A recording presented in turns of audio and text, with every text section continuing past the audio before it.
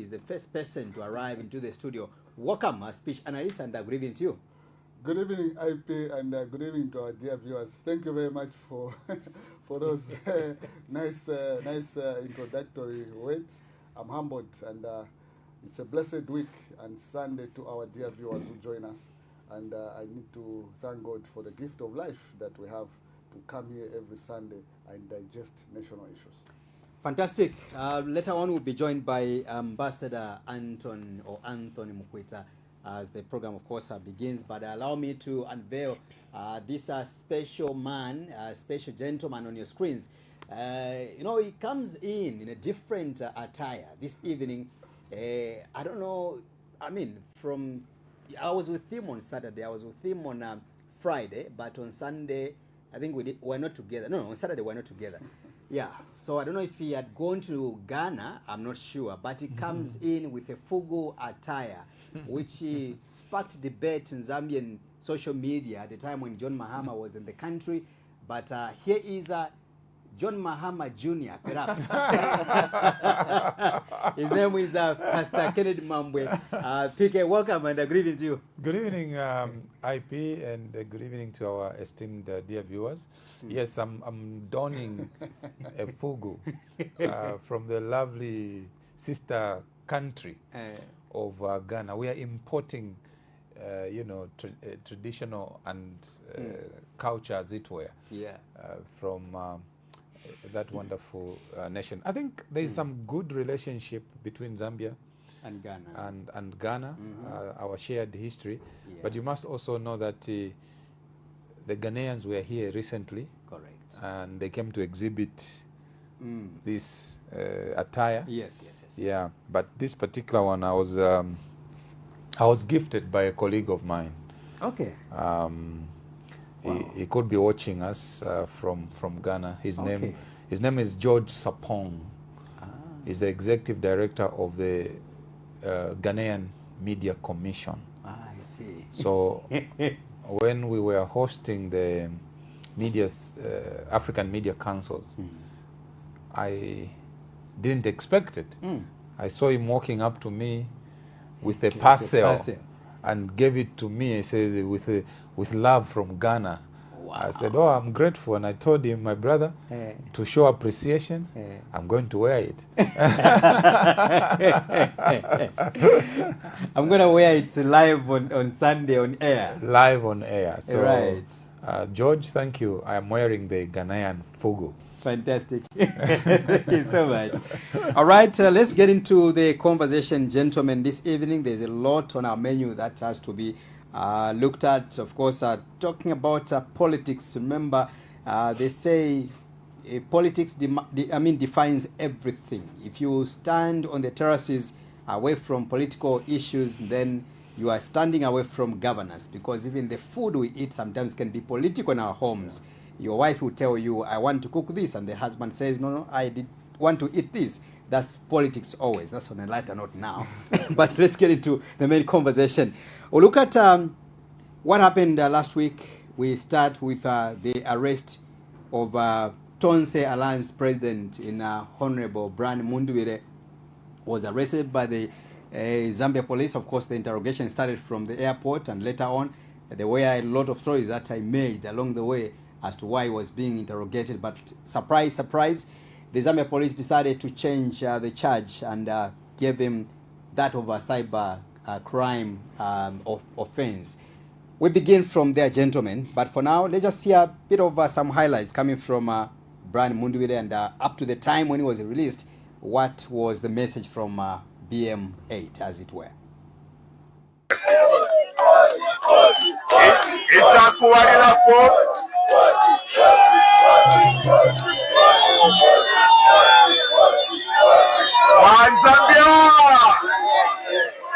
One Zambia!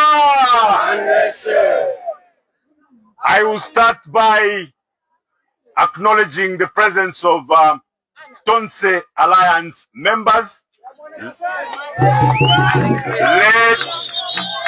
led by the Tonse Vice President, State Council Chifumbanda. The megaphone is hiding his face. The megaphone is hiding, so you can. Okay.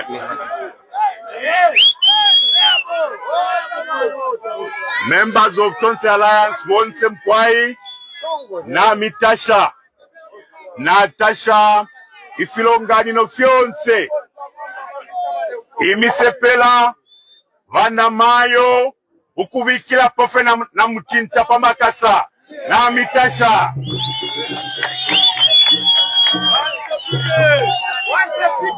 Ifwe Mutonse Alliance nama memba la bonse twalima ukubombele chalo echo tulelwishanya nacho buchushi wenu nensala yapona muno chalo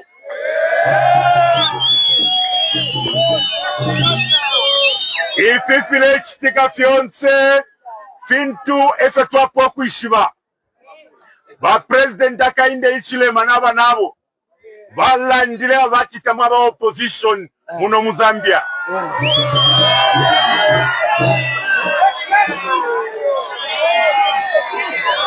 Mwemisepela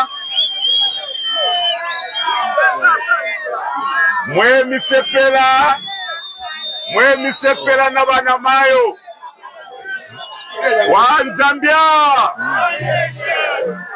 Wanzambia mwemisepela na bana mayo mwalima chipipya ba Women's Day na pa Youth Day elo hakainde ichile masaka muka ukwisa sanga kancha likwata opposition hakainde ichile man aisa ishiwa kuti opposition ya kwete yabe na Zambia ukupitila muri Tonse Alliance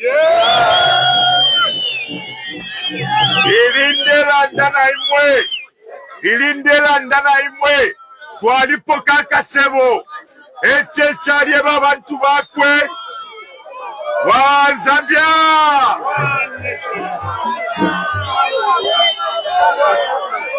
katufane bane katufane. Don't give a politician a microphone and then just don't give him the microphone.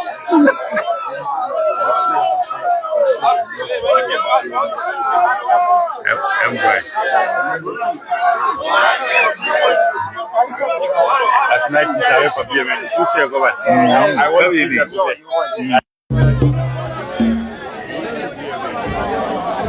so kanshibane katwakokola sana iyo lero ndepo kulandechi omulandu wa kuti president akainde ichile manomba kwato mwenso aishiba ukuti na kwata opposition aishiba ukuti Tonse Alliance ile isa na imi abantu bonse okuti sangeni fyakali konse akakube patient tungulushi shamu Tonse bakuti ngashikaka lelo message nkwatile checha akainde ichilema ile nsikwete mwenso boy ile nsikwete mwenso ile boy nsikwete mwenso.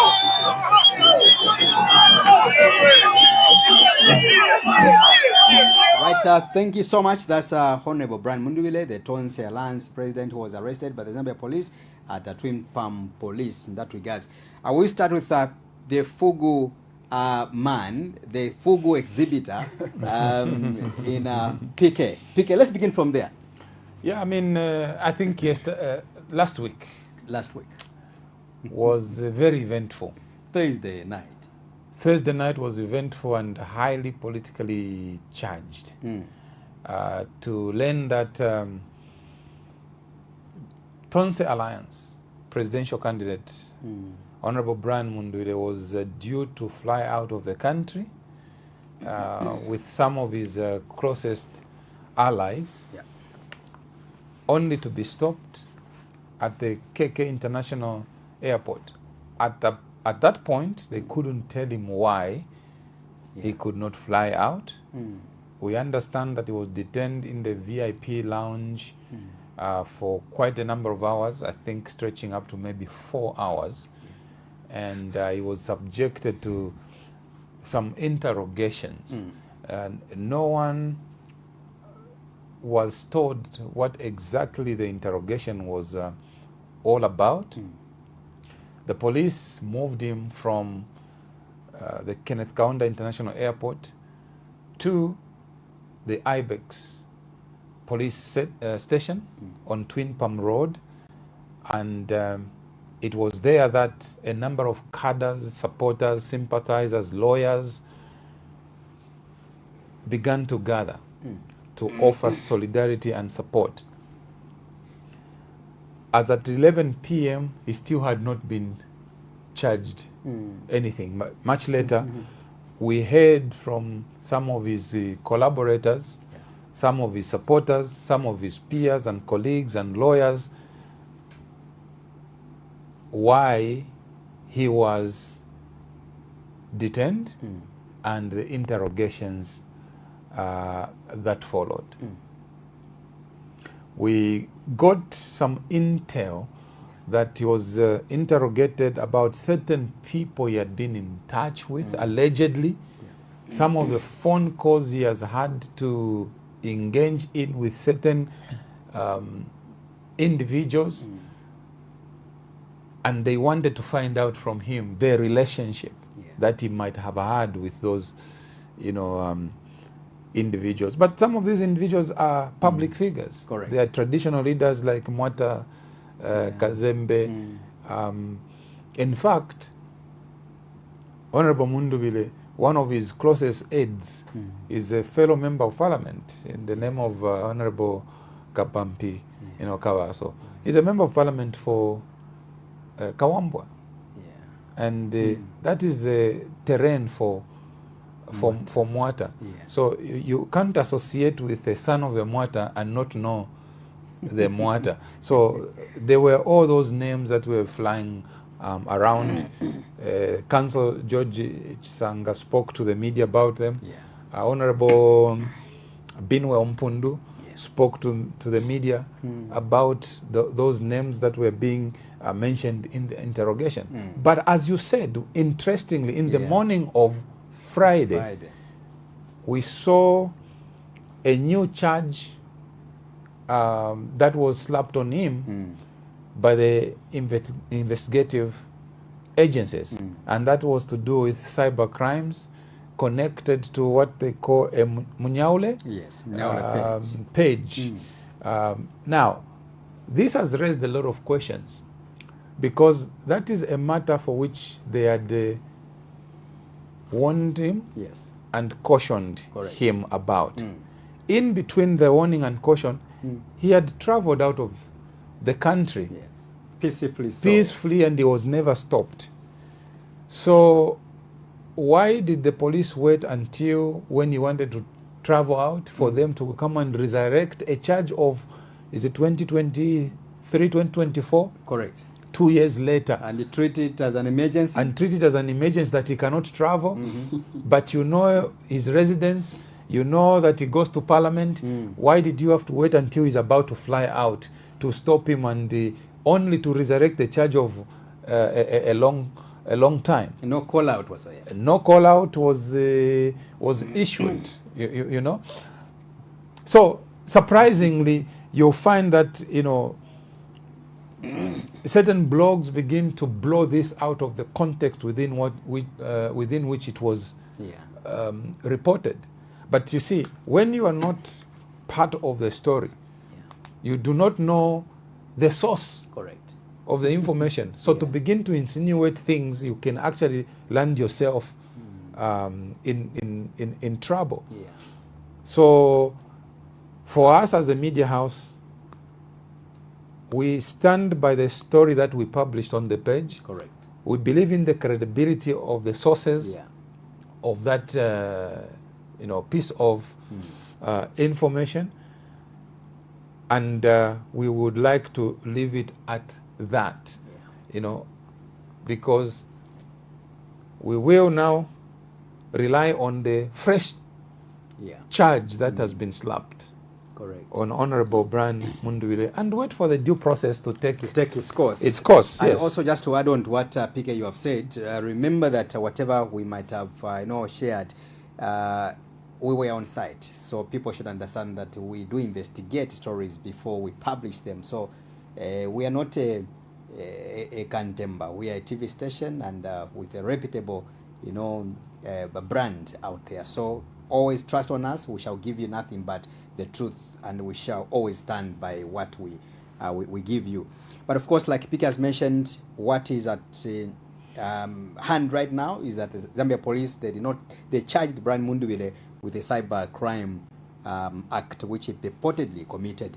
Let's hear from Comrade Mike Sichula, the arrest of Brian Mundubile and also his release. Well, quite interesting turn of events because I did not expect the police to conduct themselves in such a manner. However, before I go any further, I want to give a scenario to say why the police needs to develop what I'm calling a corporate public relations department that can deal with certain high-profile cases in order to maintain a certain image of our country. Because remember, we are coming from a situation where at some point the police, they raided the residency of President Hakainde Hichilema whilst he was in opposition. And we all know the conduct of the police when they went to that residence. There was the breaking of glasses, household furniture. You get the point. Huh? Back, President Hakainde Hichilema wins, gets into office. What happens? We also saw the police go to the residence of former President Edgar Lungu with grinders. You see, huh? Then we also had the situation of the police blocking President Edgar Lungu of traveling out of this country. Then in the same vein, when President Hakainde Hichilema was in opposition, what did we see in Chipata? President Hakainde Hichilema was blocked to access Chipata airport. Again, the same police, what did they do? They went to the Liberty House belonging to opposition leader Sean Tembo, and they were breaking the burglar bars and so on and so forth. So to me, when you look at these high-profile cases, I understand, yes, before the law, we are all equal. Whether you are Upper Mwamba or the Wapans, we are all equal before the law. But there are certain cases that are of high profile in nature, because these are politicians who hold, for instance, is a member of parliament. We must treat someone with a certain level of respect. So to me, I think the police, away from the public relations department that they have, we must create a certain department that will be dealing with high-profile cases. IP here is talking about PK. He's talking about Brian Mundubile. Is he a flight risk? He's not a flight risk. He's someone who, if the police want to talk to him, they can easily reach him by parliament. Then if they cannot reach him by parliament, they can reach him by his spokesperson. You do it from that level, so that if it fails, all these channels fail, this is when now you can go to airport. After maybe you have gotten your intel to say you'll be traveling out of the country, you can go to the airport and act from there. But again, when you're acting from there, you need to act with a certain level of responsibility to say we need to manage the image of this country. Not long ago, IP, you remember, the president was launching what we are calling the Brand Zambia project.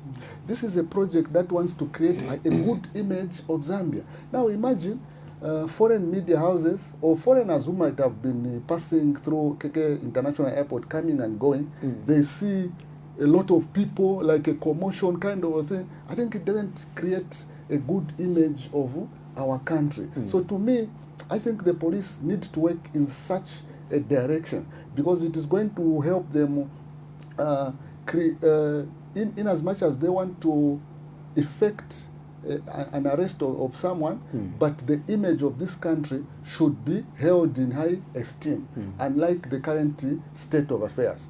Are you telling me, IP, and our viewers out there, was there no better way of how this matter could have been handled? Definitely, there was a better way of handling this matter. Having said that, I move on to another point. You know, did the Zambian government or the UPND wanted, did maybe, my viewers, maybe I'm beginning to think maybe it was a plan by the UPND administration to check if the Tonse Alliance and the Pamozi Alliance, they can come together. Because remember what we saw afterwards? We saw Honorable Given Luminda and many others converge at Twin Palm Police Station to offer solidarity. And there were images flying all over showing that actually these people can politic, they can argue, but when it matters most in terms of showing solidarity to one another, they can easily come. And you can also see that there was a lot of mobilization within a shortest possible time, and people, even if it was raining, people managed to stay at Twin Palm Police Station the whole night. Yeah. So what message does it send? It sends the message to the UPND to say, in as much as you are going to push the opposition in a certain corner, the opposition are going to mobilize themselves, and they are going to come to a place where they see their friend is being victimized, if they call it that way, and offer solidarity. But in the same vein again, I want to commend the police, because the people that went to Twin Palm Police Station, they were never pushed around here and there. But I also know that President Harikarawa was blocked from seeing Brian Mundwile. But again, there's just that respect that was accorded to people that had gone to offer solidarity to Brian Mundwile. There was no that commotion of people flying, throwing of tear gas in terms of dispersing people. That was respected. So I want to commend the police for that. But the conduct that they did at Kenneth Kaunda International Airport, that one I cannot commend them, because they could have done a better job. Okay, so quickly before, as soon as Ambassador is preparing to join us, allow me to just play one clip in line with the reaction after which Honorable Brian Mundwile, of course, spoke about it together with Honorable Luwinda right after Brian Mundwile was released. So let's have this clip. Yes. Honorable Mundwile, are you scared now? Are you going to hold back? We are more resolved to fight for the people of Zambia. This fight is not about Brian Mundwile, it's not about Given Luwinda. We are fighting the suffering of the Zambian people. Exactly. The political persecution, the violation of our rights is what we are going to stand to fight. So the fight is on. We have emerged even stronger. We have emerged even more united. How do you interpret Given Luwinda coming to offer you solidarity? How do you interpret it? Is this a sign of a new beginning that now we are going to work together as a united force? Like what you know, this is my big brother. If he didn't come, I was going to be surprised.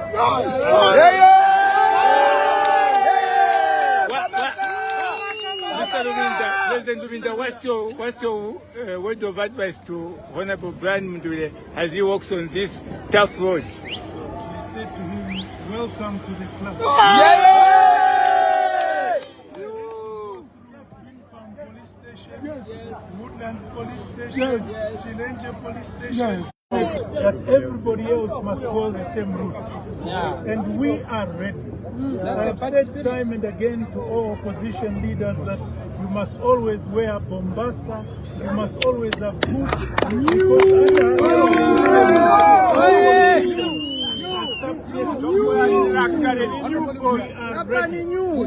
You seem to be in different political parts. Would this experience be a cause where you could probably come together as an opposition? We have said time and again that time will vindicate us. Yes. And the Lord in heaven is the one who's watching over the people. Amen.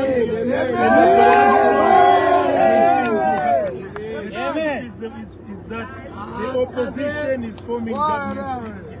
I have said before that one political party may form government, but the opposition together will form government. With one opposition may, but the opposition together will form government. we only have 100. Destroying opposition unity. We are here showing solidarity. And like Brian said, I came here not because he's president of Tonse. Let's go in the car before the To the reactions, gentlemen. Of course, Mike Sichula, I mentioned about President Harry Kalawa was blocked from accessing the premises to see Honorable Brian Mundubile. Very sad note, and those are what I could say bad manners on the Zambia police side. We can do better next time. There's no harm in allowing people to visit, a person who is incarcerated. So I think next time let's do better. But also we hear Honorable Brian Mundubile, of course, coming out while vibrating, while holding hands together with Mr. Given Lubinda in that regards.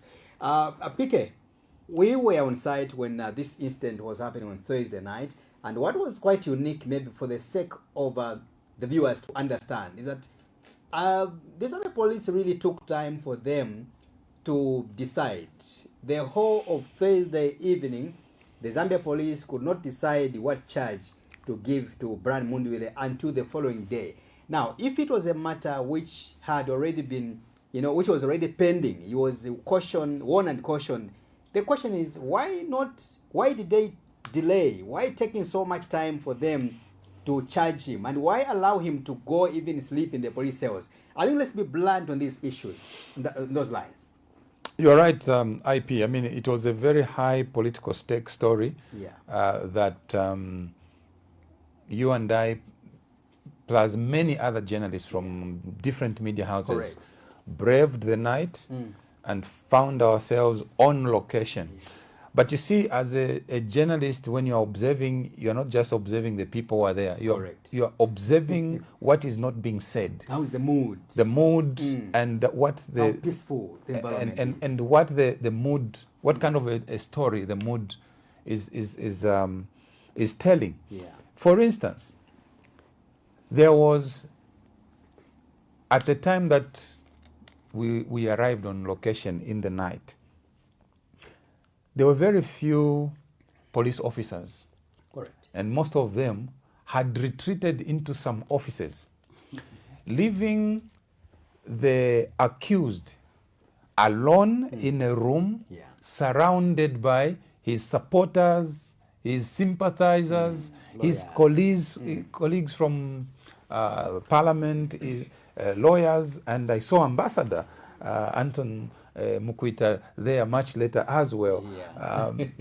So one thing that was very clear, the police left the accused unattended for a prolonged period of time, which is why they cannot even ask why certain elements of the interrogation found its way into the public domain. Correct. Because the police were never there to protect the accused. They left him unattended for a much longer period of time. But later on, when the night was becoming heavy towards 11 p.m., you find that there was a swelling of crowds of supporters outside of the perimeter fence of the police. And they started chanting, whatever they were chanting. Sometimes they would say, we want peace. Sometimes they would chant other things that we may not mention here. But when the crowds was swelling, you saw there was a reinforcement of police officers. A lot of police officers came. But one of the things that you notice, they were not in a panic mode. They were not quick to disperse anyone. They were very professional. They were quite accommodative. They were accommodative. They were professional. You can clearly see that they are working under instruction to be there. But there was a sense, there was a feeling that they didn't know what to do with Honorable Brian Mundubile at that particular time. So it dragged on into the night until perhaps past midnight. That's when most people were asked to leave. Others still didn't leave, and they decided that he will not be released. He will be kept overnight. Okay? And so he was kept overnight, still without a formal charge. The charge was only to be read out in the morning. So it was not really surprising that the police behaved in a professional manner, and you cannot fault them. Correct. You know, you cannot fault the police. They did what is expected of them in that instance. You know, they are human beings. Correct. They also know on the other side what needs to be done and perhaps what needs not to be done, especially as you move towards an election. Right. You don't want the police that will just be acting on impulse. You need a police service that reflects the humanity that we are and the professionalism that is expected of them. The only lapse for me, as I said earlier, IP, is the fact that they retreated and left the accused all to himself, mingling with everybody else. And therefore, again, I want to restate that it should not be shocking that the elements of certain aspects of the interrogation that happened not at police but at the airport found its way into the public domain because it was expected under the circumstances. Ambassador, let me get to you. Is the Zambia police, or I'm looking for a word, so pardon me. When you look at, I think the history Mike has given, in that HH was equally marketed somehow by the Zambia police. Something which may be deemed to be negative, but HH was heavily marketed by the Zambia police. He has given quite a historical background on how many times he was blocked here and there, how many times he was arrested without any call out. The similar way in the Brand Mundwele case, you know, is Zambia police helping the government, helping HH and the UPND? What is your take? Before I give my take, I would like to apologize for coming in late. Right. This is because my Mercedes-Benz Cabriolet was not working well, so I had to jump on my Toyota Belta. And there's some cablet. Then before I go on that, I love the way you are looking, IP, our host with the most. I love your white shirt and the IP logo. I love the way Yasuchula, the Mbala Mafia, is looking in his swine. Thank you, sir. And then PK in his Fugo. I think he's going to Ghana right now. After the program. Yes. Having said that, I think that we are coming to that precipice where our democratic credentials are being questioned. The United Nations High Commission for Rights, Amnesty International, the State Department, Law Association of Zambia, they have decried our decrying space in democracy. For me, this story is not about Brian Mundwele. Yeah. The story is about how the international world is looking at Zambia, a country that was seen as a last beacon of peace, a budding democracy. Because I saw PK. I met him, he was wearing a mask. So at the beginning, I couldn't even recognize him. You know how health conscious our brother is. Where some of us were just moving in. He was wearing a mask there. He didn't want to catch some meningitis or cholera or whatever in the cells. But the point I'm making is, I was visiting a brother for the second time in less than a month. Yeah. 3 weeks ago, I was visiting Brother Fred Membe at Chilenje. The charge was that he was humiliating the president by asking that the 6th president of Zambia should be buried as soon as possible. Then just 3 weeks later, we have Honorable Brian Mundwele, the Member of Parliament for Mporokoso, and the legitimate, as we know, leader of the opposition. To me, that was very sad. We got there about 12 o'clock in the morning. I saw my PK was there. I saw lots of people. And we were all just wondering, what is happening? Who is next? Who is next? Is it going to be Innocent Piri? Is it going to be Mike Sichula? Is it going to be, Pastor Kennedy Mamboy? Because the way things are looking, that is one thing that I don't see journalists are doing, that there seems to be a pattern that is growing. To me, this is the way that this story is going. No one is spared. But then also it appears as if there seems to be a selective set of justice. Today I will look in the cameras because you sent me a messages by IP where people were saying, no, it seems like you like to talk to your fellow panelists and we don't hear you. Yeah, please look in the camera. I'm looking in the camera. So I'm looking in the camera and I'm saying, is there a deliberate set of justice where Bruce Kanema, the guy from Northwestern Province, said, castrate Edgar Lungu, we are going to castrate him, it's going to hurt so much that his mother will cry? Or is there circumcise?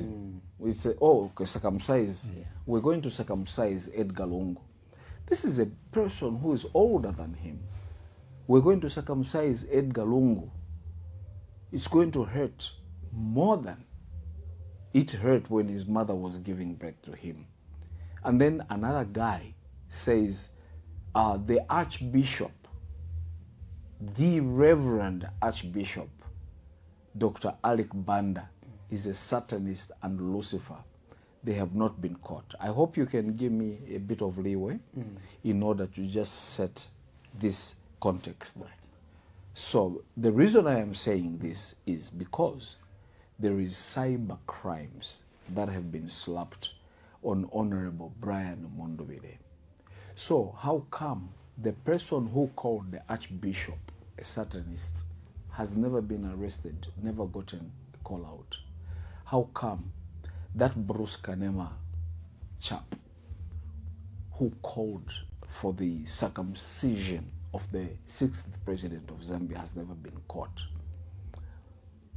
But Brian Mundubile, the honorable member of parliament from Porokoso, gets jailed. In fact, they do it extrajudicial without charging him. This is where I start saying, is there a certain set of laws that should be attributed to Kennedy Mamboy? But he has not been jailed already, Ambassador? No, he was detained. Let me say detained. Yes. Thanks for the moderation. Yes. Yes, thanks for the moderation. He was metaphorically jailed. He was detained. He was detained without being charged. For me, the IP, our host, it's a major turnaround to what our president, my cousin, like I keep saying, had said, that when I come into office, we will not detain or jail anybody without a charge. And when we find what the charge is, President Hakainde Hichilema said, we will make sure that you get out of detention on bail or bond. I am glad that this was granted for Honorable Mundubile. Yeah. But my concern, as you conclude, as I conclude, yes, I know when you want me to shut up, or as Mapike would say, wash out. Yeah, my concern is that there seems to be a different set of rules that applies to Innocent Piri and what applies to Kanema and what applies to that guy who called the bishop a Satanist. So different strokes for different folks. That really sorts of infuriates people. That was bad. But while you were there, because you had asked me about the police were gracious. Correct. And that's how they are supposed to be. Correct. When we reached at the gate, I was at the gate, one of them said, no, wait there. Brother Kennedy Mambo was already inside with yourself. When we reached at the gate, myself with another friend of mine, Sympathy, the police said, we have to call to make sure that you can go in. The other police said, no, we're not the ambassador. Correct. Just let him go. Correct. Yeah, we got in. Interesting. And I found PK. I couldn't recognize him because, of course, as usual, yeah, he was wearing his surgical mask so that he doesn't catch any meningitis. So I end there. Right. Yes. Thank you so much. Yeah. Comrade, I would have come back to you, but scene time is not on my side. It's not Permit friendly. me to cruise right away. Especially since I've spoken longer than... You understand. No problem. But anyway, let's get into the affairs of the Patriotic Front as well. The PF always, finds itself on our script, on our menu every Sunday. The last 5 years, in the last 4 years of the Patriotic Front, it's been a drama after the other. Now, as of today, we've been told that yesterday they held their intra-party convention. The much awaited, the much anticipated intra-party convention was held last evening on a Saturday, and the winner, according to the information which has been given to the general public through its spokesperson in Ambassador Emmanuel Mwamba, is that Makebi Zulu has won the presidency of the Patriotic Front. So this simply means that based on the message, again, the statement issued coming from Ambassador Mwamba is that Makebi Zulu now stands as a PF presidency. Let's get into there. PK. That is under the Given Lubinda-led PF faction. Very interesting development, IP, that one. And I say interesting because there were about 6, I believe, in the final analysis who participated in what is now billed to have been a highly contested PF presidential candidate, convention. Yeah. But there are a lot of questions around it. First of all, we can't belabor going into the past. Everyone knows what the past looks like. But we must, first of all, commend the leadership of the PF that everything they've been trying to do, they have been trying to exercise their democratic right and trying to stand on the right side of history so that they are not judged harshly by posterity. But they've been put in a very difficult position. I know for a fact that their delay to even hold this particular convention was premised on the hope that the consent judgment would have been given and the PF handed back to the rightful owners so that as they are going to the convention, they are holding it on the right platform as Patriotic Front. Unfortunately, this matter has still dragged on, which meant that they have been forced to go for a convention even though they are not recognized as the legitimate office holders of the party. In simpler terms, we say it is an illegal convention. You can say that. Yes. I was trying to avoid the illegality aspect. I say no, but that's a fact. That's a fact. So I be the host with the most. So they were forced to do what they have done, but which might actually be a wasted effort, correct, if you like, because we do not know what the outcome of the court process is going to be like. All right, even if we do not know the outcome, we at least know that based on the recent court ruling, the person who might legitimately be close to recognition as a lookalike, someone who can be regarded as having some semblance of political power within the control of the PF is Miles Sampa, who was a subject of an illegal convention himself.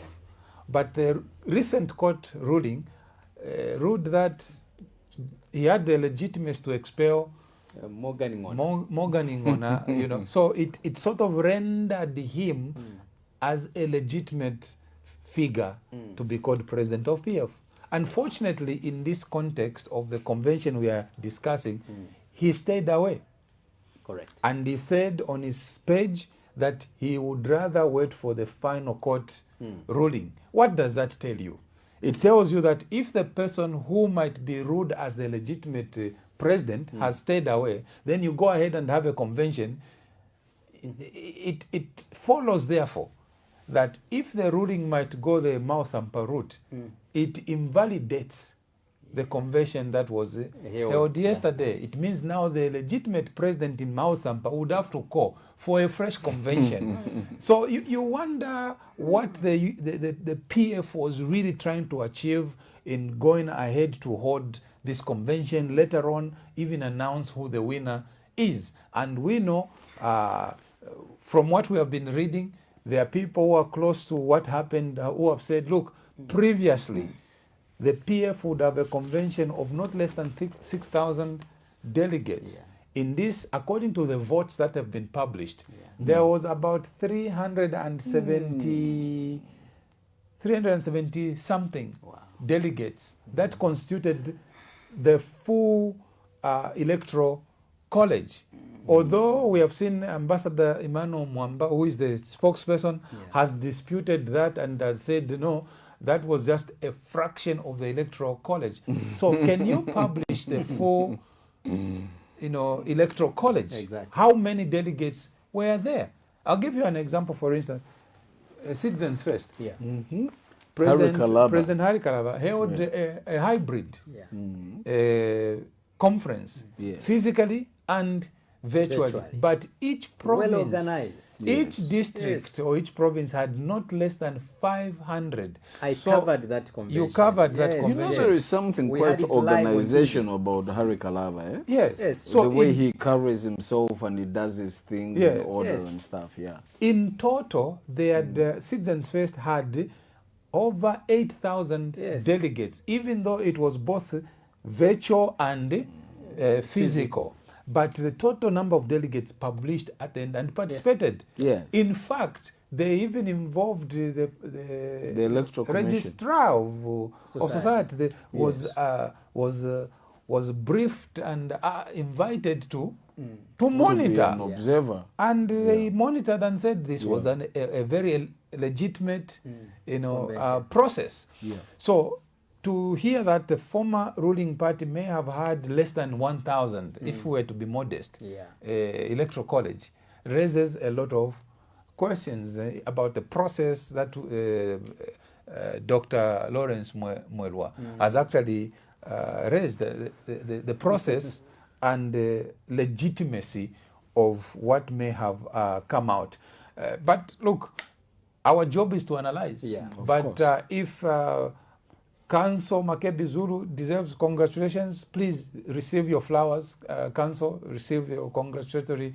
You were the late entrant.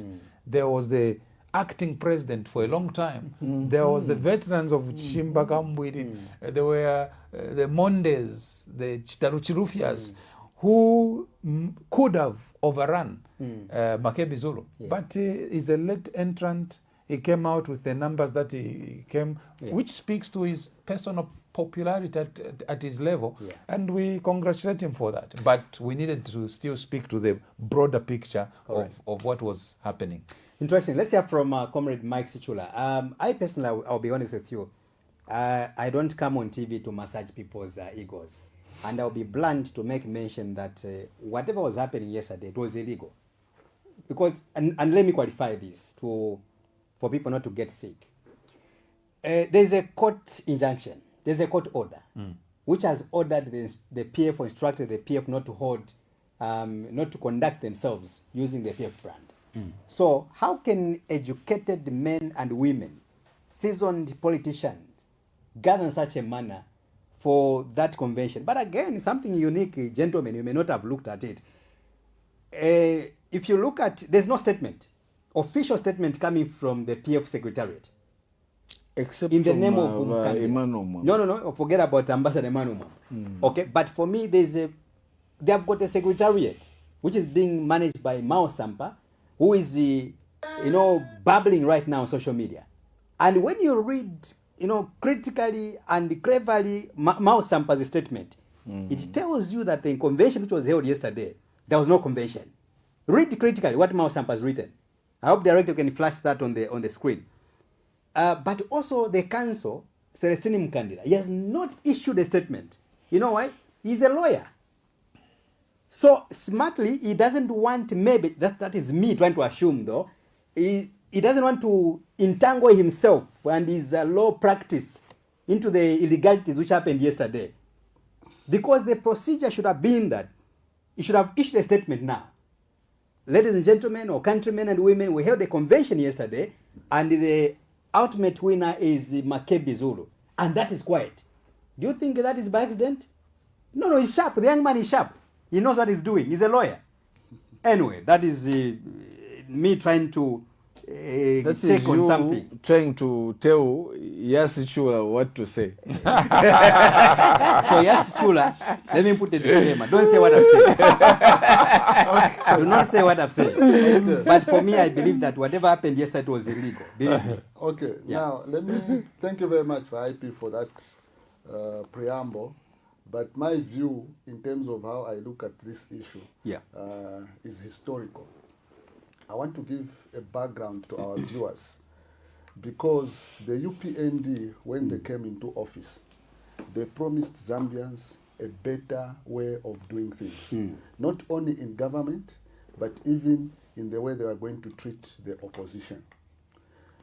If you recall, there was a time, former Vice President, Mr. Dr. Nevas Mumba, he had to meet his supporters in the bush, because the police, I'll call them the PF police, were pursuing him. They didn't want him to meet people. Yeah. But do you want a country that is governed like that, where if you want to meet your people, police are always on your throat, but because you want to still meet your people, you go out of your way to go and meet your people in the bush?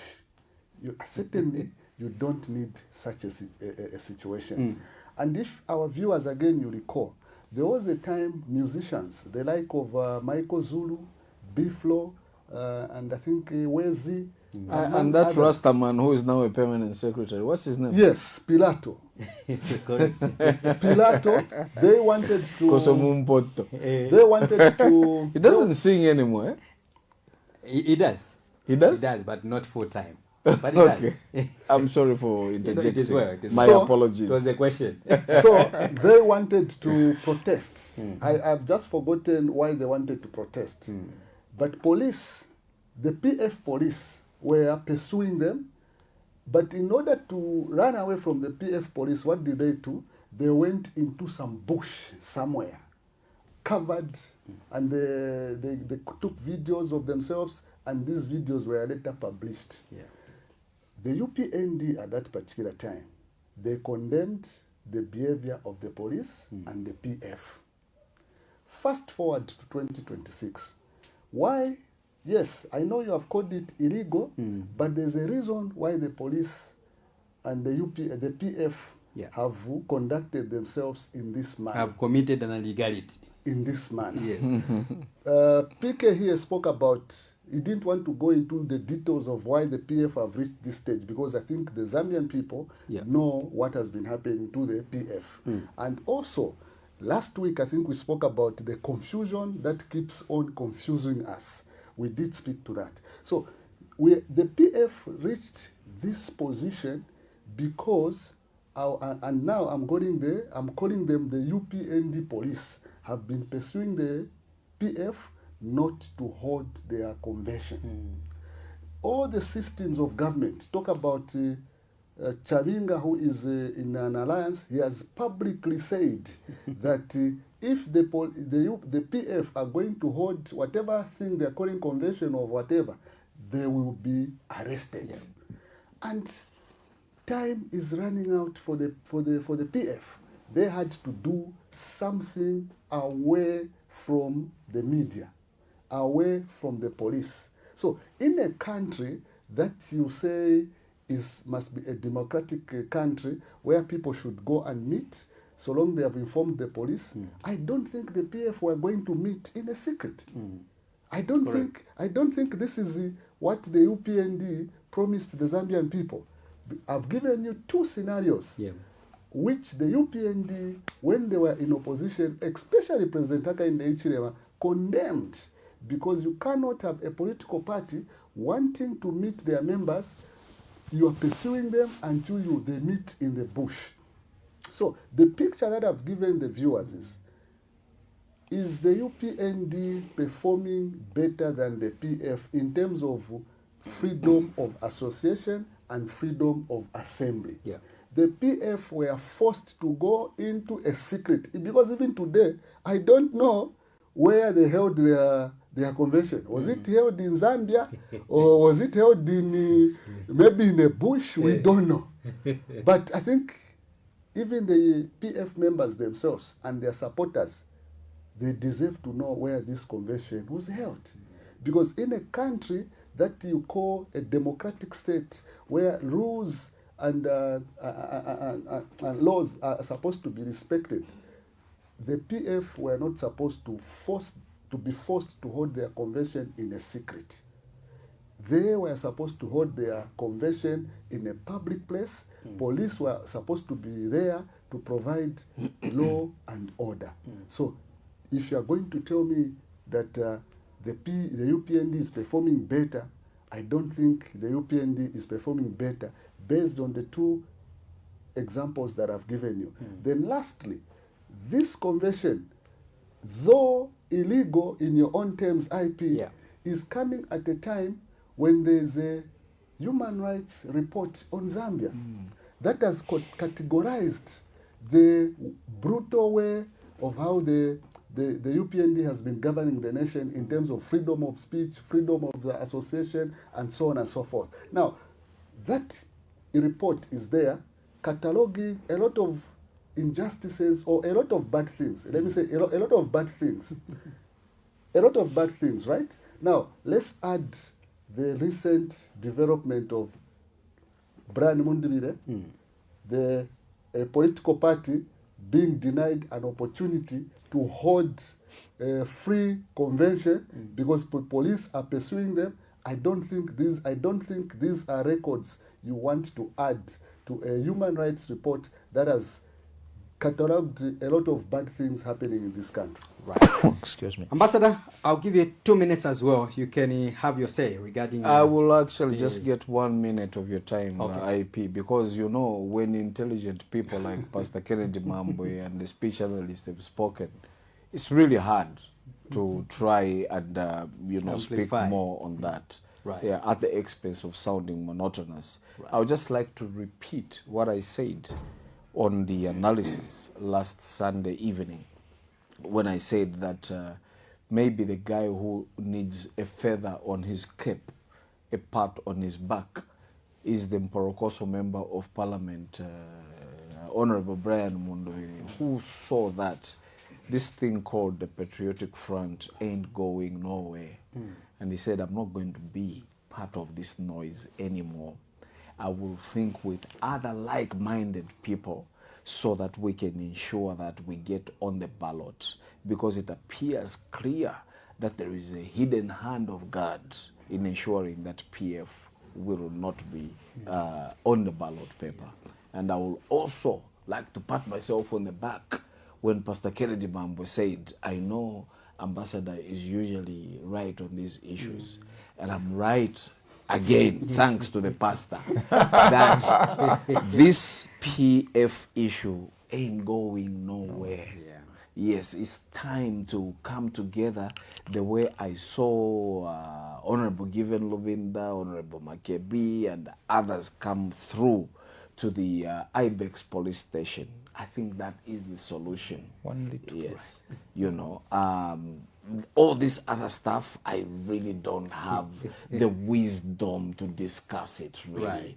Yeah, I think it's just about what is the right thing, looking at the length of the time. Right. In May, which is about a month or two before Parliament is dissolved. And in that particular time, when we are supposed to have nominations for members of Parliament and for the President, this is not the time to hold an illegal convention.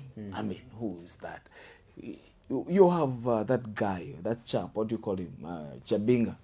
Yeah, he's already a chap. Yeah, Call him that man. Well, you can call him the A man. member of parliament. Yeah, Yes. a chap. You can.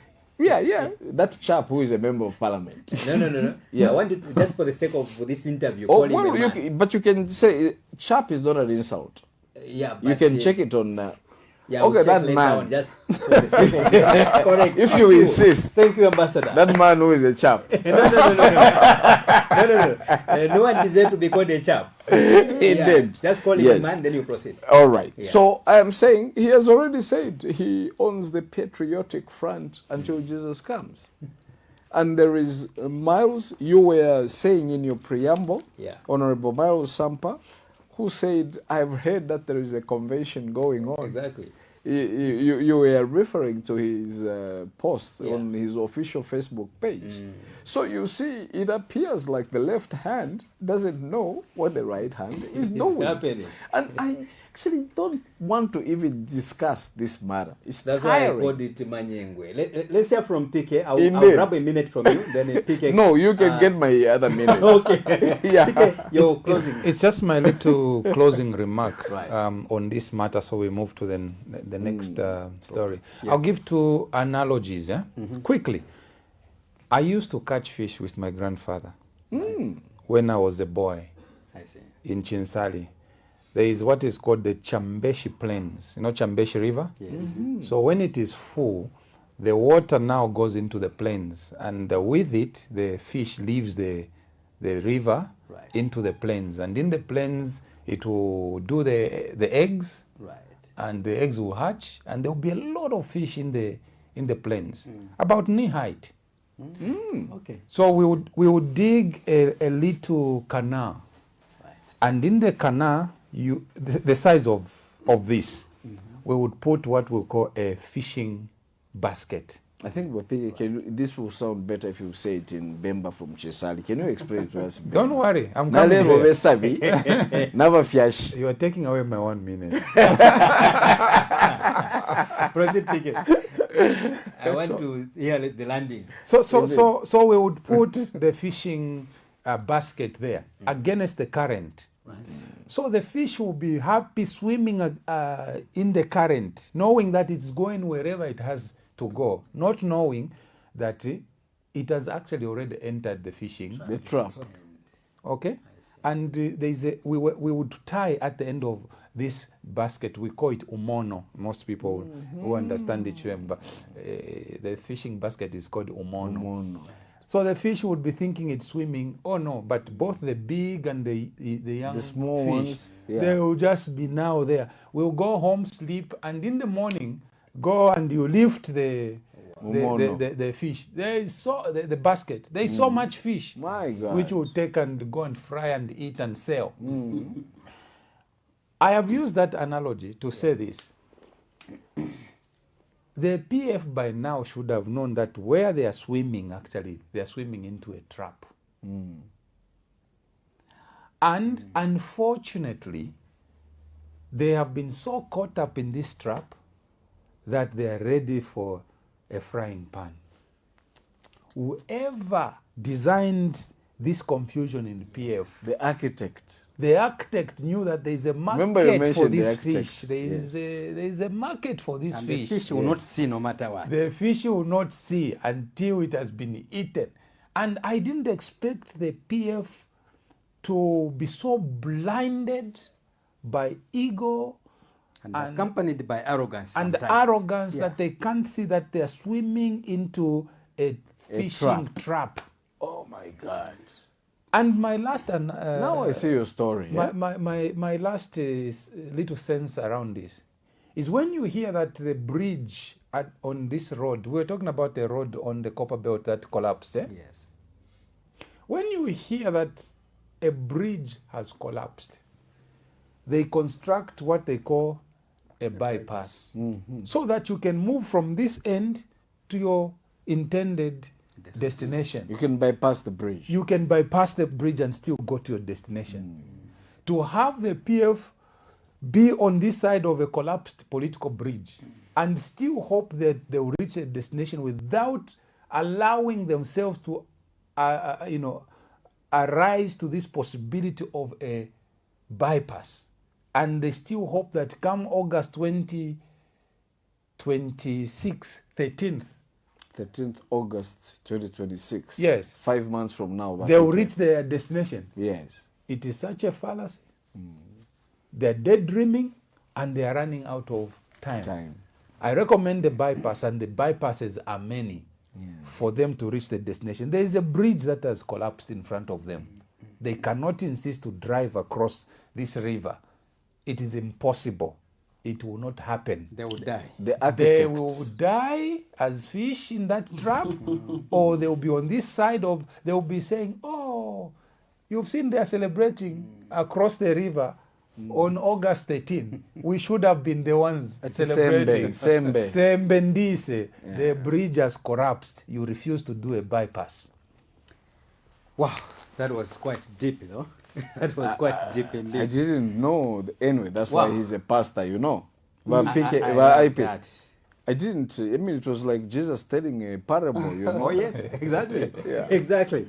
But anyway, let's move on, gentlemen. One thing I know for sure that a lot of stakeholders, and including those who participated in the said PF illegal convention, as I've said it, they are burning right now. And sooner or later, PK, Ambassador, speech analysts and the viewers, you will be able to hear the confusion which is going on in the PF right now. And you come and tell me. But let's move on to the ruling party, the UPND as well, another political party which seemed to be failing to put its house in order in line with the convention, which again some members are demanding for the convention. And we've got a UPND member in Lilongwe who is decided to sue the UPND SG and the entire party in the course of law, demanding for a convention. We get into that again. Comrade speech analyst from the PF drama, now in the ruling party, which is supposed to provide direction. This is a very interesting phase that we have reached because... Or maybe, sorry, comrade, permit me to play a few videos of the UPND. I think from inception, we've had leaders, of course, in the UPND, especially when they were in the opposition, they really demanded that to comply with the rule of law, you ensure that your political party, exercise internal democracy. And they will play some clips here of Honorable Mwetwa, my older brother, and of course my friend. But of course, we'll also play some other clip of some members in the UPND. Let's have these 3 clips. UPND does not call it a convention, it's called the General Assembly. So we have to contextualize as we are writing news. It's not a convention, but a General Assembly. It's done differently. Now, as many of you may have read in the Constitution of Zambia, Article 60, Sub-Article 2D, the Constitution is very instructive. It talks about regular intra-party elections. There is no term put to it. The reason the Constitution of Zambia has been drafted in that manner is because different political parties have different constitutions. Others have what they consider to be the convention after 7 years. Some with 3 years. Others is 5 years. So get it clearly that the UPND convention is not tied to the general election of this country. In the UPND, this General Assembly takes place even after 5 years. It can also be deferred by the highest governing organ called the National Management Committee. So it should be made very clear, colleagues, that there is no breach of the party constitution and later on the Zambian constitution. You can go and read. It talks about regular elections. So those that are gullible and do not want information believe it must take place before the general election. There are 2 things that I refer to, which is the nomination of the presidential candidate and the convention of the party are 2 different things altogether. So I think I've made it very clear. The Opposition United Party for National Development, UPND, has led the way in preparations for the upcoming presidential and general elections set for 12th August 2021, as it has become the first political party to hold its general conference, an assembly held on 14th February 2021. Having analyzed the constitutional provisions of the Constitution of the Republic of Zambia, which require that for a party to go into the general elections and participate, it is mandatory through the Constitution that you must hold a convention In the UPND, this General Assembly takes place every after 5 years. It can also be deferred by the highest governing organ called the National Management Committee. It is mandatory through the Constitution that you must hold a convention. A convention entails elections. Elections imply casting of votes and ballots. An assembly held on 14th February 2021. In the UPND, this General Assembly takes place every after 5 years. The UPND convention is not tied to the general election of this country. So the Constitution is clear. It is now a legal requirement or prerequisite that before going to the general elections, you must hold a convention. We are going to a general election in 2026, and all political parties that have not been to their elections processes into the General Assembly are required to, by law, to have elections. And so these appointments are appointments that are protected by the Constitution of UPND to begin with. And I'm trying to be preemptive. Someone may come and say, what does this mean for the General Assembly? The whole country, the whole party of UPND will have to have elections before the next election, just like all other political parties. We are not exempt to that. And so I wanted to allay fears that these restructurings that have started in Northwestern Province, like my SG has said, the Northern Province, the Luapula Province. I'm sure you are all aware that there was some changes that were made in Luapula Province, in Muchinga Province, and anywhere else where changes are due, we will make the changes. And so this is to just comfort our members in general that UPND has become a very large party with a number of political people coming to join, either in form of an alliance or in form of outright joining. And part of this process is to make sure that there's accommodation for everybody who brings value to the table when the time comes for us to fulfill the constitutional requirement of having a General Assembly.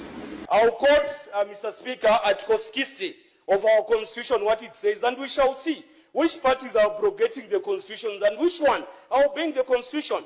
Article 61C of the Zambian Constitution says, political parties shall conduct primary elections for the selection of candidates. Article 62 BCD says, political parties who have a national character, 1, they will promote and uphold national unity. 2, they will promote and practice democracy through regular, free and fair elections within the party. That English is very simple even for a grade 1 to understand. If you don't conduct elections within your party, who are you to come and lecture us about democracy? You should find people who are like you, dictators who are like you, where you just sit around the dinner table, start allocating positions. One position to the uncle, the other to the cousin, the other to the brother-in-law, the other one to the polygamist. That's not what we do. What we are crying for here in Eastern Province, we want interparty. Why are we crying for interparty? At the moment, to tell you the truth, my president, to tell you the truth, my SG, Chipani kuno kumava. Kulibe. Reason why Chipani kuno kulibe. Why am I saying so? As a platoon commander, former provincial youth chairman administration.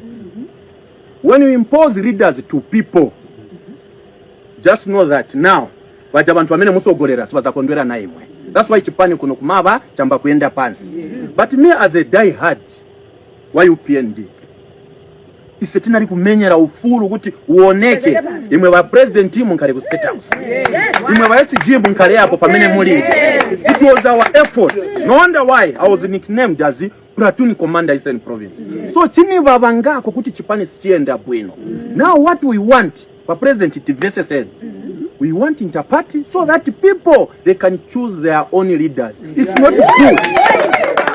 But President, my appeal, take note. It's not good to impose leadership to people. It's not right. Where is our democracy? And you have been talking about democracy. So now, tifuna ufulu. Bantu wasanke, ma leaders wamene wafuna. Koma, wa president, na wa SG. Nga simuzamvera kulira kwa ise bantu. Nishikuno chipani, taononga. Then, wa president Vesasani, ise vana vanu. No wonder why tilipano kulira kwa imwe, ndimwe makoro yatu. Nga mufuna wa president, mutumire mamfumu.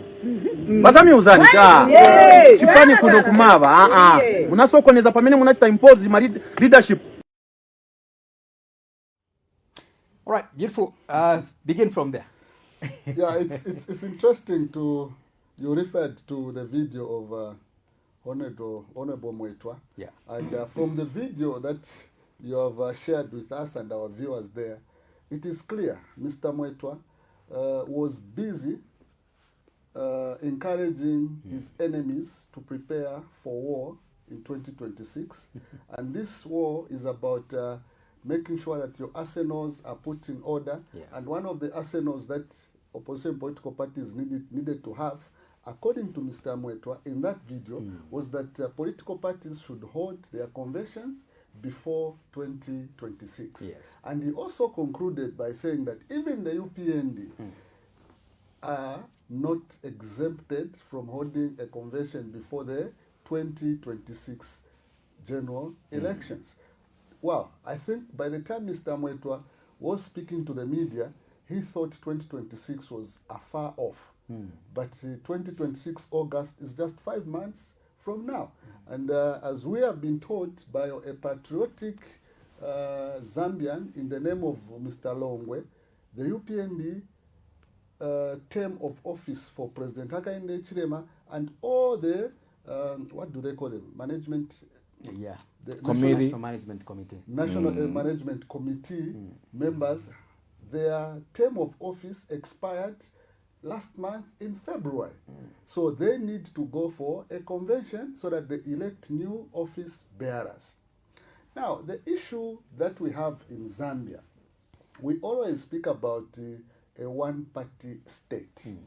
We always refer to that as a one-party state, where you say, in simple terms, we are going to mean it's a nation that is governed by one-party state. There are no any other political parties. But there is also a system that is silent in Zambia, where it is a one-man state. One-man state meaning the president. The president has the key to everything in this country. Right. The UPND has failed to hold their convention because President Hakainde Hichilema, the current president of the UPND, to be diplomatic, but on paper, his mandate expired in February. Yeah. So we can say he's outgoing if we want. Yeah. To me, it seems the political advisor to the president, they have not given this as a priority to say, let's go for a convention as the UPND. It's not a priority. So this is why I'm saying there's a one-man system. If the president decides to do something, then all systems are going to go that direction. But I don't think we need such a system in the country, and we don't also need such a system in the opposition political parties. Right. I'll give another example. If you look at Dr. Nevas Mumba, Dr. Nevas Mumba has been at the helm of the MMD for the last 10 years. For the last 10 years. Because he wants to continue as the MMD president, what has he done? They have changed the name of the MMD to New Nation. The grand design. So you see, so the architect. That sounds fresh. Yeah, so it sounds fresh. So the issue there is one man system. Dr. Mumba is deciding to say, I want to continue perpetually as the MMD president or as a leader of this political party. So they have changed the system so that he remains in office. Fresh mandate. Fresh mandate. But we don't need such a system in a democratic society. So the UPND, they have not given it a priority, not by design, not that the Secretary General, they didn't know what they are doing, but the President there, he knows what he's doing, and he looks at it to say, I'm above, I can do whatever I want. That is a very sad state of affairs. Right. Why is it sad? It is sad because even the learned people in the UPND, they have remained quiet, only for Mr. Longwe to come out a mayor member and says what the UPND is doing is bad. Wow. We don't need such a system. Right. But you know what? There's a you know why they are also not, the President HH is not responding as Zambians expecting. The person who emerges as the vice president of the UPND, automatically this person will become a front runner in 2031. So the issue is, if that person is not in good standing, or the President HH does not like him or believe in him, then you create a problem ahead. But he can also just call for a sham convention as well, strategically, tell the people, you are my praise singers, just say yes to me. Then you move on like that, provided you document everything that will be held a convention. All these things, I've seen them happening, where one will tell you that he or she has gone and opposed. Then I ask myself, what drama is that? Do you think in the entire political party, no one has got presidential ambitions? So, but anyway, I'll leave it there. So, okay, because the topic that we are on is also similar to another topic that I've seen on your screen. Right. So I'll come back to it. Yes, I'll still come back to you. PK, your quick take. When you listen to Honorable Garing Kombo speaking to the convention in that clip, the emphasis on the need for the UPND to hold a convention, that was early within this time frame of the UPND. Again, when you listen to Honorable Mwetwa, it speaks to something else again, the passion he had over these intra-party conventions. But lo and behold, when you listen to my comrade Max Moe as well, who seemed not to be sure what he was talking about, the contradiction, biting his tongue, trying to make a point, but in the end, messing up everything. He says, no, the UPND has got the powers to postpone the General Assembly, as it were. And when you listen to Garing Kombo, Mwetwa, he said the UPND are also mandated by the same constitution. So, actually, before I talk about the sentiments by Honorable Garing Kombo, I will speak to the submissions by the President in opposition, right, and Honorable Mwetwa in opposition. 2021 preparing for elections. In 2021, January, and I hope the director could show some screenshots of the president's writing on his personal page. Yeah. He said, I have done my nominations for our convention next month in February as we prepare for the August elections. This is in 2021. Yes. And he says this is in conformity with the law, Article 60 of the Republican Constitution, that requires every political party before elections to hold intra-party election and elect legitimate officer holders. And he bragged about that in 2021 January. I think the director could show the prior to the elections of prior 2021. To the election of 2021. Equally, the spokesperson of UPND, Honorable Mwetwa, also talked about the fact that the party was going for a convention in the run-up to the upcoming elections in August 20. They also threatened to sue the PF because they suspected that the PF had held a sham convention. Right. So with that kind of a background, they recognize the provisions of the law while in opposition. What has changed now that they are in power? Has Article 60 changed? Has their own constitution as the UPND, which they amended and requiring to have conventions instead of 3 years to now 5 years. So from the last convention they held in February in 2021, their tenure of office lapsed on the 13th of February this year. Therefore, Mr. Longwe is very firm, both relying on the provisions of the UPND constitution as well as the provisions of the Zambian constitution. Article 60. He is very firm. He's on terra firma. Yes, he is on firm ground to take this matter to court, because you cannot recognize the constitution of a party and the constitution of the nation only when you are in opposition. But when you are in power, you say we can postpone. No, you cannot postpone the prescription of the law. That is the illegality we are talking about. So the implication, and this is what I want the viewers to understand, the implication of what Mr. Longwe has done is to actually put a lot of pressure on our judicial system to see if they can demonstrate their independence, impartiality, transparency and autonomy, as well as speed. And speed. So let me speak to the speed issue. This is the judiciary that has dragged the PF case for over 4 years now.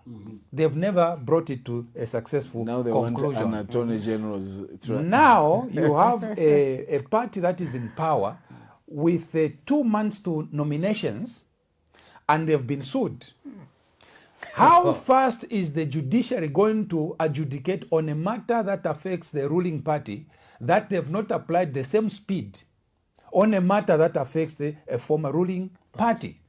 We will see whether the judiciary is really an independent judiciary or it is under capture by the ruling party. Will it force the ruling party to go for a convention?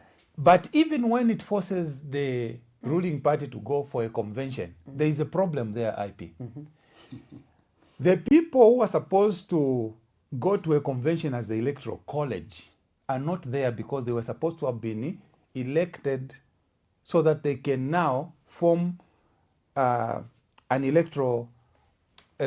valid electoral college. In other words, even the person who is supposed to sign an adoption certificate for the members of parliament and the president of the party is not there. They are not there legally, they are illegal. So by the electoral... Unless they decide to break the law. By the rules of the Electoral Commission of Zambia, only a legitimate Secretary General should be able to sign an adoption certificate. But Mr. Imenda is in office illegally, so he does not qualify to sign any adoption certificate. That's according to Mr. Longwe. President Hichilema does not qualify to sign unless an adoption certificate. Someone, unless they are given fresh mandate. And that is according to Mr. Longwe's yes, argument. That's Mr. Longwe's argument. And his argument actually becomes even stronger, that before you hold the national convention, you should have district elections, provincial elections. What they call primary elections. Primaries. Now, those are the ones that form now the delegates to the national convention. So even the people who should come to the convention are also illegal because they have not elected new office bearers. So UPND, from top to bottom, they are practicing illegality. Wow. You have to love the analysis. You have to. You have to. Ambassador, I want you to close on this. I will close on this. And like I said, when much better people than you have spoken, it's very difficult to do.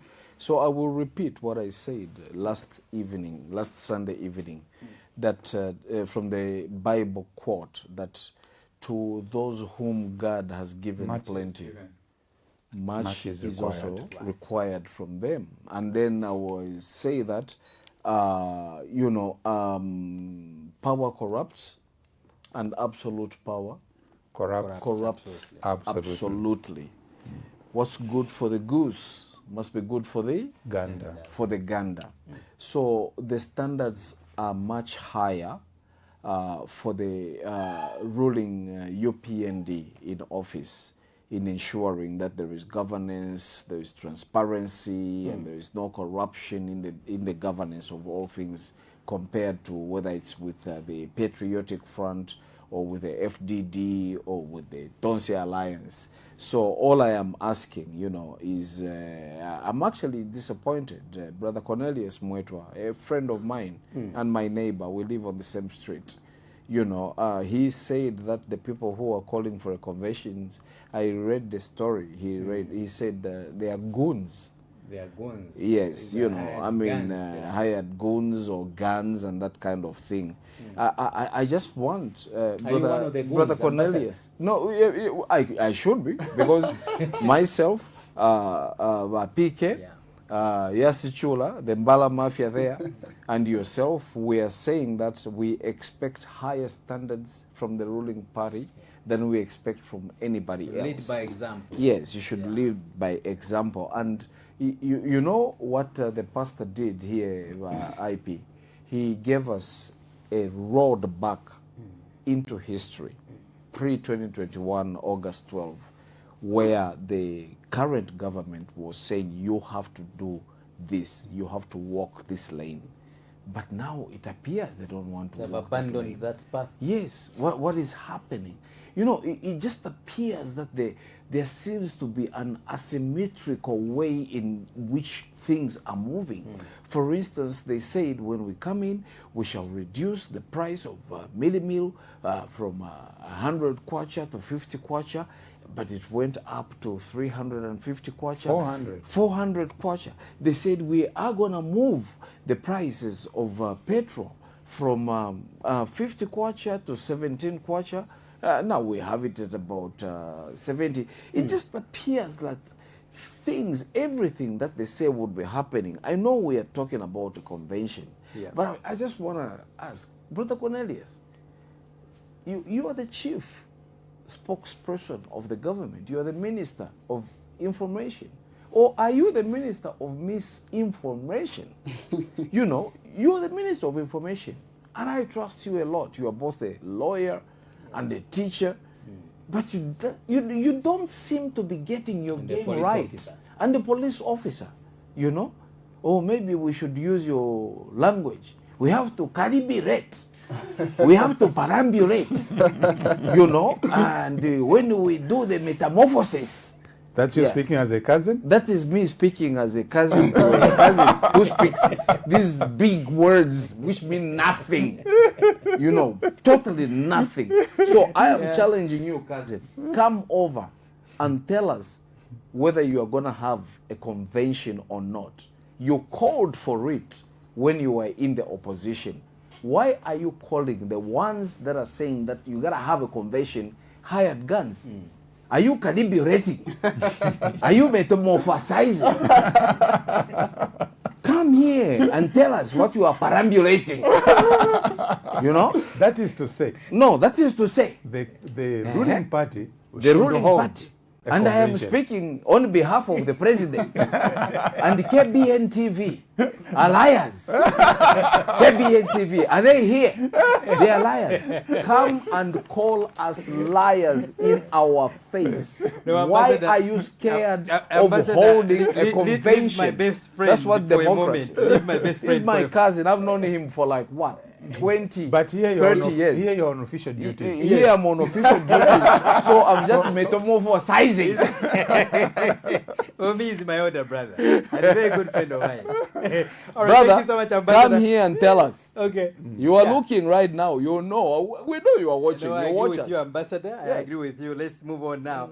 We'll look at, I think, 2 stories before we wind up. And I will try, by all means, dear viewers, to quickly cruise because time is not on our side. But let's look at this interesting story as well, where it says would have lost elections if Bill 7 did not go through. That's according to President Hakainde Hichilema. Quickly, PK, have your bite there, and then I want to throw another topic to Mike Sichula. To manage my time very well. IP, that is a very troubling statement. Scary, by the head of state. Oh my God. The assumption from that statement by the president is that the elections have already been held, declared, won, and the UPND has won. They are in their second term of office. Because how can the president say, if we did not win Bill 7, we would have lost the elections? Where is the correlation? Mr. President, have you won the elections already? Have you completed the scheming of what you call the Mingalato? Because really, you have left us as citizens wondering what you meant.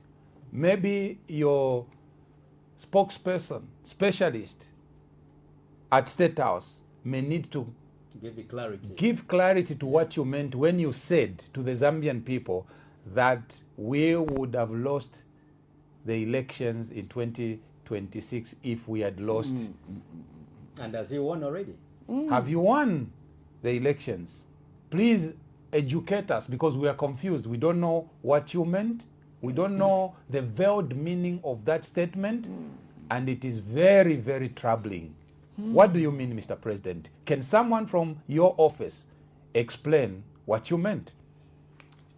Simplify the statement. That's what the analysis is saying this evening, that there's need for the president or State House to simplify further or add much more context to what the president talked about, because this may worry many Zambians ahead of the elections coming up this year.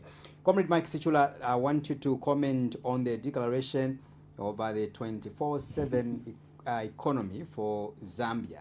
This was announced by Minister of Information and Media, who is also the Chief Government Spokesperson, Honorable Cornelius Mwetwa in Joma, Southern Province. Well, it looks to be a progressive policy. However, I also want to ride on what Mr. Hadikaraba said, the president of Citizen First, because according to him, and I agree with his position, we needed to have this implemented in a phased approach system, so that once it works, for instance, in Lusaka or in Livingstone or the Copper Belt, then we can pilot it in different parts of the country. However, it is not a forcing matter, because as I speak today, we have got filling stations that operate 24 hours. Most of our government hospitals operate 24 hours. When you go to intercity bus stations, it's most 24 hours as well. They are operating. So a phased approach, in the sense that one of the key issues that support the implementation of the 24 hours economy is the provision of security. Security where the police, you need to have more numbers, because the current system or the current population of the Zambia police against the communities or the 20 million Zambians, the ratio is too wide. It needs to be reduced, so that the one police is able to man a certain number of people. So the ratio needs to come into international standards. As we speak now, the population of our police is not is less than the Zambian population. So that is one of the key issues that we need to implement. However, this policy,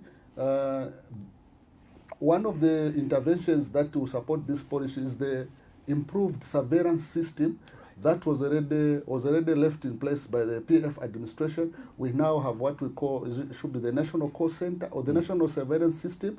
It is a very powerful system that is there. So again, that being in place, it means we can support the system. However, one of the issues again that we need to address as a country is the debt, domestic debt and foreign debt. On the foreign debt aspect, the Zambian government seems to be doing fine in terms of debt postponement, as Ambassador calls it. We are managing that one.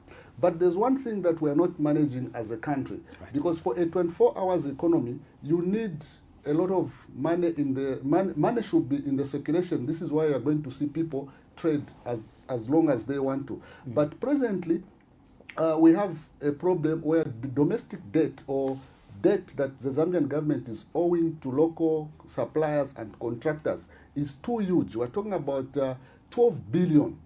But someone would argue to say, where have you gotten this figure? So I'll narrow it down a bit. when you go to, I came across something, when you go to the Ministry of Community Development, this Ministry of Community Development is a very key ministry in terms of poverty reduction in this country.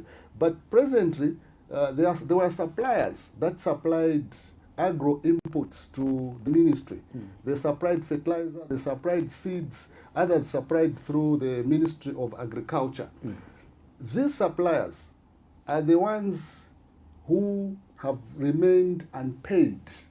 If I give the current details that I got presently, it's about 30% being paid, 70% they have not been paid.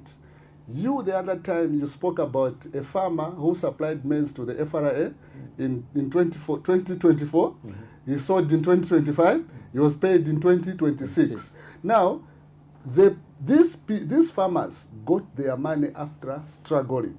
But who supplied the fertilizer and the inputs? It is the local agro dealers and the local suppliers who provided transport. Now, you can imagine, they have not been paid for a long period of time. So meaning, even if we are going to say this economy begins to run, other people will not see the benefit because they don't have money. The government is holding on to their money. How will they want to go into a 24-hour economy if they have not received their money from the government who they have supplied inputs? Right. So we need to have the government needs to strike a balance in terms of providing security, a balance to ensure that the local suppliers that are supposed to plow back the money into the community, they have received their finances. There, even a company, IP, is going to be able to say, okay, now I think we've gotten our money from government, we can employ more people, we can expand in terms of so that we have shifts, but if you don't have the money, it will be very difficult to implement this policy. All right, we'll share a minute each. PK, quickly, I want you to handle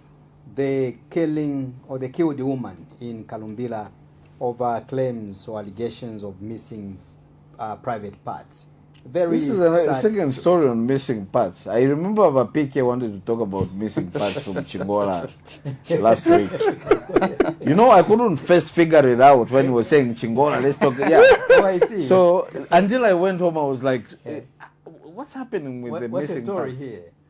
It's a sad story. Let me not take the breath. Yeah, it's a very traumatic story. It's a very sad story, believe me.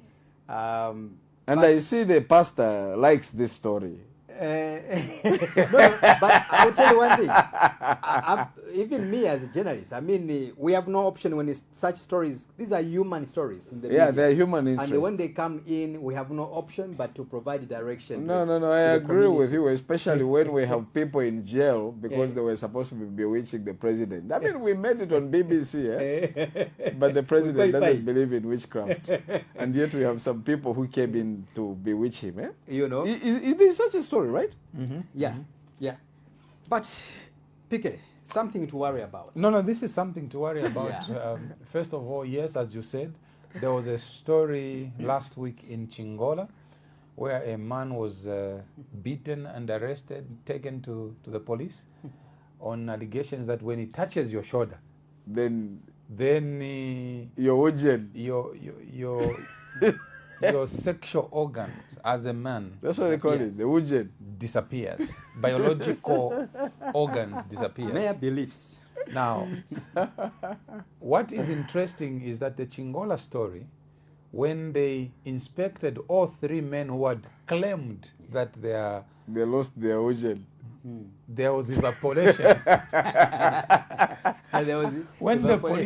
When the police did the inspection, they found that there was a reinstatement. They still had their ujen of the private part. Of the private part. Wow. So the question is, does it mean that these guys lied or there was some level of magic? Because you see, the police have no means to prosecute witchcraft. Unfortunately. So even if there was a disappearance, and then by magical power, again of witchcraft, those things are reinstated, the police will say, you are lying to the state. So the truth of the matter, as far as the Chingola incident was concerned, is when the police inspected, they found everything was intact. What everything, Pastor? The arsenal. The arsenal was intact. On all three men. And so they released the accused. Wow. Now, a few days later, we hear a woman in Kalumbila, Northwestern, has died at the mercy or at the hands of a mob on similar accusations. And you begin to wonder, is this a new wave of witchcraft? And also the woman, where arsenals are disappearing. The woman who died, do we still have a complainant who can testify and we can go and inspect and fume him that he doesn't have the arsenal? That's a tricky story. It's a very tricky story, but it not is only very... to us in the media, but also the police, society as well. Judges. Yes. Unfortunately, a life has been lost. Yeah. So please, members of the public, let's avoid mob justice. Yeah. These are issues that you leave to the law enforcement agencies. If you have a complaint, you know, and some things are misplaced, arsenals. Yeah. Go to the right places. Don't kill a life. No. Please, do not. It just over outside. arsenals. It's outside your our culture. Your culture, your jurisdiction, your power, authority. No, let's not do that. Indeed. Ambassador, again, I want you to answer, or rather give clarity and also caution to Zambians and the people of Africa and the world in general regarding the U.S.-Israel war on Iran. Well, of course, we have seen that maybe there could be some ripple effects along the way as a result of this war, which is ongoing. Can you lecture us, Ambassador? What should we worry about? IP, I won't even lecture you. I'll just talk to you. You are my brother, and you are the host with the most. But before I go to the U.S. Israel military operation, they're not calling it a war. Yeah. Even if you Google, can you imagine that they're telling you, Google will tell you, no, it's not a war. There is no war. It's a military operation. So now I don't understand. Okay, but those are semantics. But before we go there, I am seeking your authority. Right. I am very concerned about the arrest of Brother Brian Mondovile. With your permission, the reason I'm afraid we are getting to another programming. Into another programming. Yeah, so I wanted to handle this. Okay, I will just go back to this. The reason I wanted to say about Brother Mondovile is I just wanted to say, who next? Is it IP or PK or Sichula who can be detained without being charged? Are we getting on the travesty? Next week. Yes. So, but what is happening in the West Asia, the Western media like to call it the Middle East, is pretty bad. It's now going to affect us. Last time when we were here on Sunday evening, I spoke about the fact that we will be affected at the pump station and in ShopRite and Pick and Pay and Cheers because our minimum prices will go up. But now, what I have sadly learned is it's going to get worse because we're also going to have a problem with fertilizer. Fertilizer prices are going to skyrocket. Yes. Yeah, that is something that we haven't made. So that means food prices shall be rising. But what is the worst thing, the sad thing, is the fact that, recently, when we were asked to vote on the war, which they are saying is not a war, Zambia voted against Iran. They voted with the United States of America and other people that I thought it was crazy. I mean, I'm a former ambassador. I studied international relations as my second master's degree, and I thought we were supposed to be non-aligned. And when I saw Zambia taking this crazy vote, I was like, what the hell is going on? I mean, look at the fact that, Bahrain, Oman, Qatar, all these other countries that are housing the United States of America are getting targeted. Right. So I'm saying, could this make us a sitting duck? But that is a bigger context story. Right. The simple story of IP, as you wind up, I know when you were telling me to shut up. As I wound up via IP, fertilizer prices are going to rise. It's not on the fuel prices. It's not on the mini meal prices. fertilizer prices are gonna go up in a short while because we import that stuff. This is why you realize that people like Kenneth Kaunda decided that we should make our own gene chemicals. Yeah, nitrogen chemicals and stuff. So this may be bad for the government, but for the opposition it's very good. Because, I mean, if you're going into an election and fuel prices are high, and fertilizer prices are high, electricity prices are high, it's a very good thing for the Should the opposition celebrate the misfortunes of the country? country? They must. There is in strategic commission. I would say no. No, they should. It's called, it's a communication strategy thing. Wow. You have to milk the crisis. It's like you're saying, this person is dead, so I'm happy because maybe I might inherit this person. No. You have to milk the crisis. It's not like you are celebrating the fact that fuel prices are going back. But the job of the opposition is to blame the government in office for failing. Remember our president, my cousin, the President Hakainde Hichilema, says, look, you're telling me that there is no electricity because there is no water. That is nonsense. That is nonsense.